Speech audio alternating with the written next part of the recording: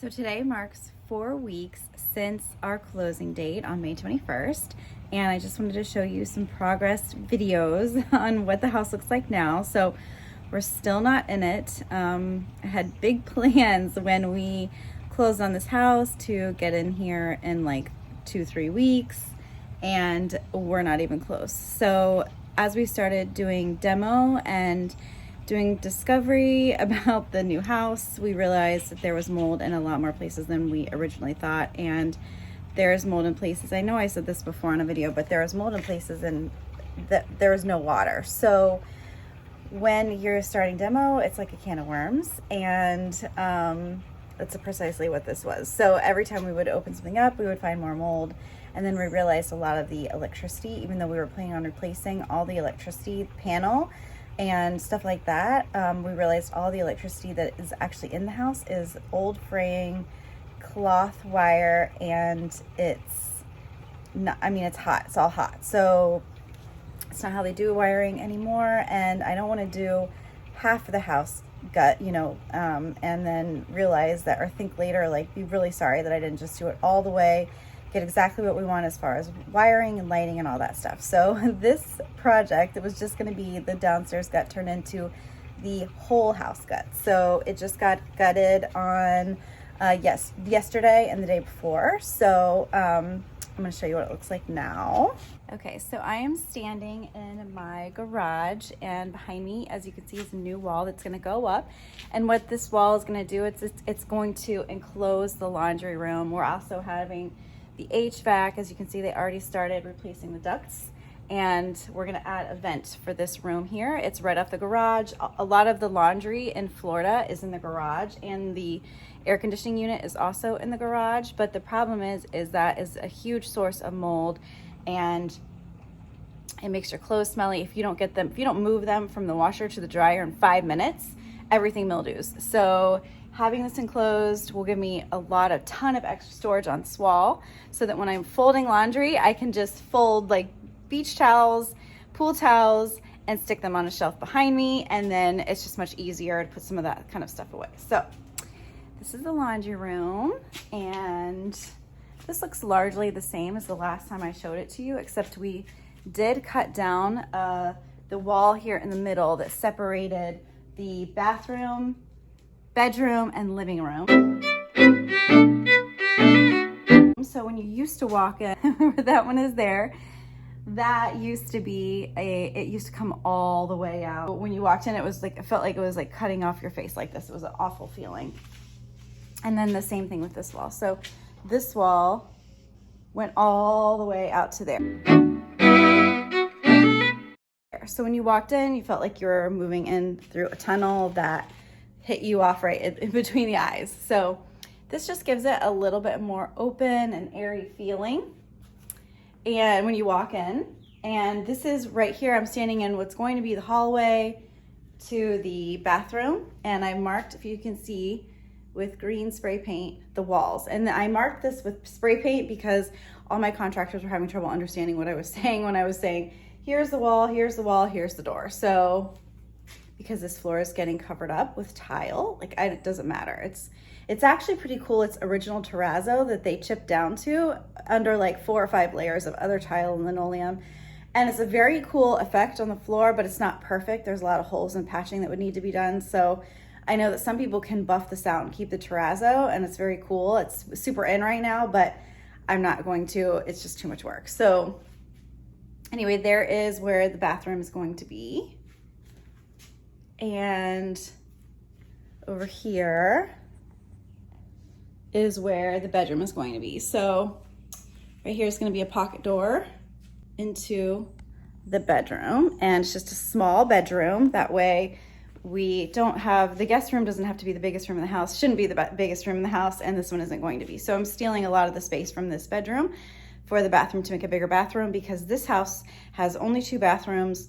Upstairs does not have a bathtub, and I'm a bathtub girl, so I need a bathtub. And it's funny because a lot of my male contractors really tried to talk me out of that. They were like, nobody likes baths. Everybody wants a bigger shower. Nobody wants a bath. Well, I do. So I know what I want. I wasn't asking for anybody's opinion. And a bathtub, for me, I use a bathtub a lot. And so it is a 100% must have for my house.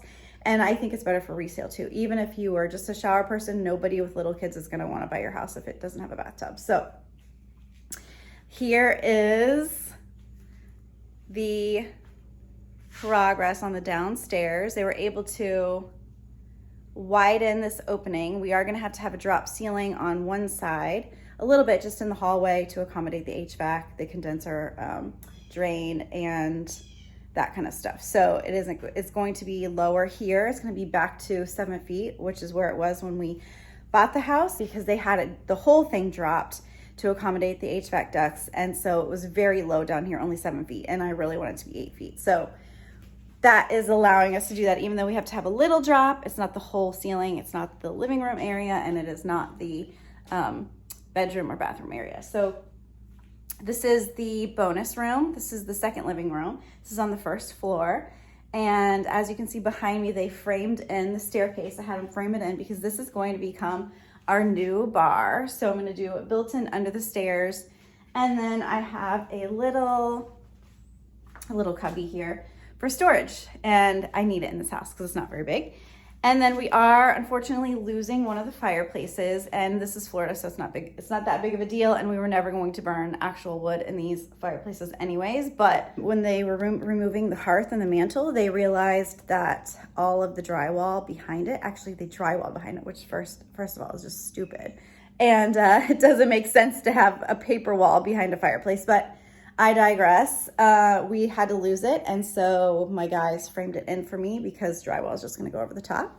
My husband has kind of got his heart set on like a little safe or something there, but you know, as these walls are open, it's very exciting to dream, but the reality of things is a little bit different. So at the top of the stairs, my contractor also cut down. There was a little ledge on the stairs. It was only 5'6" at the bottom. So when you would walk up, if you were tall, you felt like you had to do this with your neck. And I did not like that. So it's kind of hard to tell, but he cut that at a 45-degree angle so that people don't have to duck their heads. Here is the upstairs.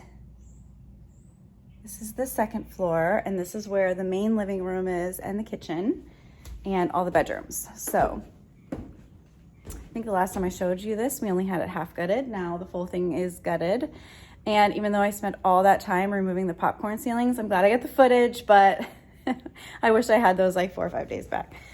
And so this is what it looks like all open.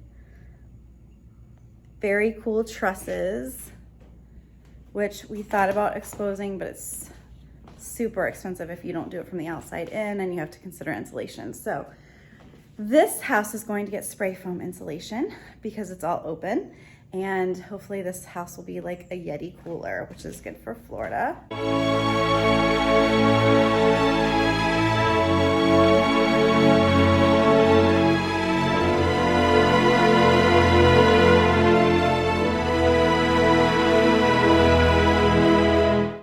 As you can see, they made the fireplace opening a little wider, and that was mainly because I had them remove the old sooty fireplace insides, and when they did that, it just bricks and everything just kept falling and falling and falling out of it. So this became like a can of worms itself. But it's kind of nice because now I have a nice wide opening. We can run electricity in there, and I can have a linear or a regular fireplace insert. So I can still have the ambiance of a fire, but none of the hazard. So that's that.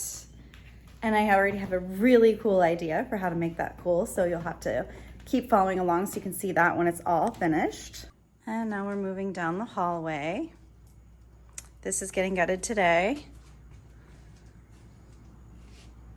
Here's the kitchen and where HVAC comes up from the base from the first floor.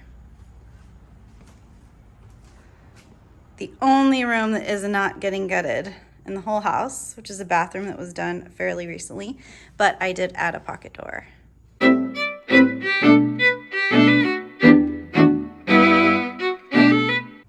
And this is where I changed the entrance from here to here of the bedroom so I can make a walk-in closet.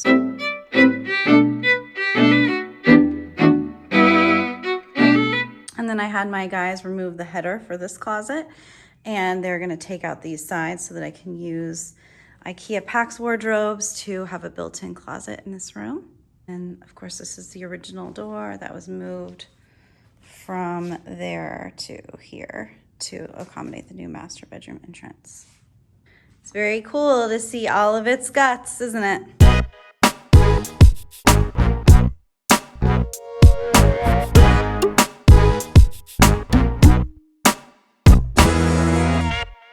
Thank you so much for watching my update after 4 weeks of our total gut renovation, or just our downsizing that turned into a full gut renovation. I really appreciate your support, so don't forget to like, subscribe, and hit the notification bell. If you like DIY videos, also don't forget to check out DecorSauce.com. There's a lot of great DIY tutorials over there for you. Thank you so much for watching, and have a happy DIY.